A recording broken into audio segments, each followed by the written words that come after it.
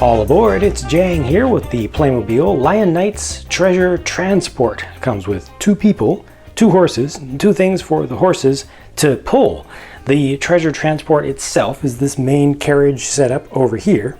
It's the medieval version of an armored car like we have nowadays.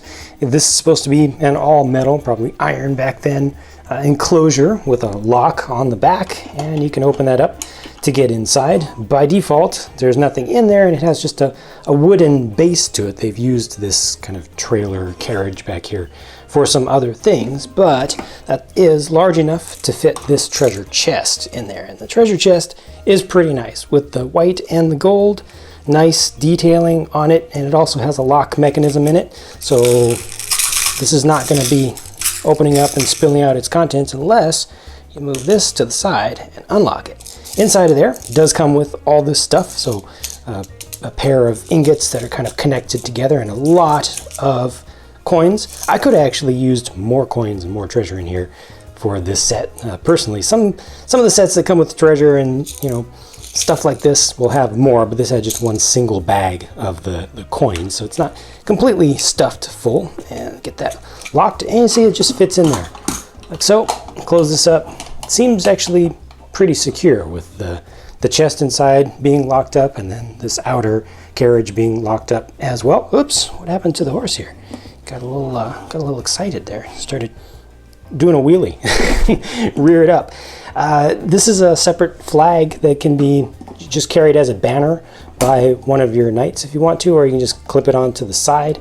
This is kind of missing stuff to hold on to extra weapons and things, because you need somebody to be there to be operating this thing, right? The seats are set up like this, where you put the hand in the center to hold your figure in place. So you can kind of fit 2 figures side by side, but the other figure that was included in the set has some extra stuff. He's got the sword and also a shield. He's not going to fit in there at the same time. Just doesn't work out too well. And again, where do you put the extra stuff? This is also a figure accessory. It's just a whip that can be used for motivating the horse. I'm not a big fan of that kind of thing, but it is realistic. I forgot to mention that this doesn't have any printing on it. This whole main, the main armored area back there, these are all stickers, so it comes just all silver. You have to apply this and this and this, all the yellow ones going across the top and on the side and on the front. Those are all separate stickers that you have to put on. The flag, on the other hand, is printed, so you don't have to apply anything there. And then there's this horse, the white horse. It has a little bit of extra armor on it itself, and it pulls along a small cannon. And it has nice molded wheels on it with a little bit of detail in there. And you can deploy this, just pull it off, set it on the ground. That kind of becomes like an anchor now to make it more secure. And this actually does fire. It uses these bolts, and there are 2 of them included in the set, kind of barbed tips.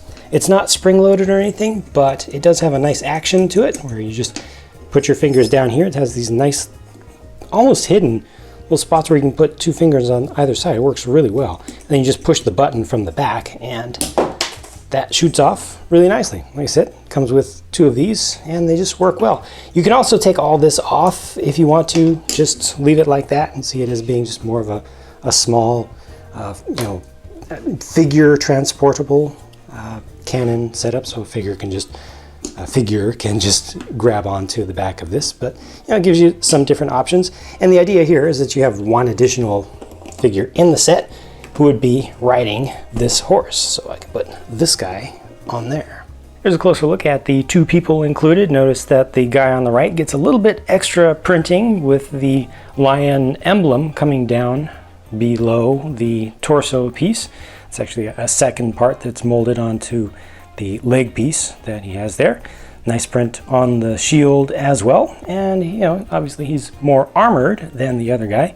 I like how they have just the small band that gets added on here. So this is kind of the standard circle style of connection on the top here, but then they put this on to kind of just increase the size and to kind of hide away, I guess, that connection point, the normal hair connection, hat kind of connection. It looks pretty nice. The shoulders are done pretty nicely here with the kind of epaulettes that are applied again with double molding, so it's not just painted on there with the silver over the yellow. It's actually two different plastics that are just connected together. Each one comes with a sword. Each one is able to sheath that sword into a belt hoop, and I do want you to see what this guy's face looks like so, and also his hair underneath there, just so you can see which version is being used for him. I think the nicest thing about this set is the price. In the US it retailed initially for $15, and I think you get a really good value for that with two good figures, two horses, which are always nice to add to a collection. You also get something that you can shoot with, and the kind of trailer, the armored trailer itself is pretty nice.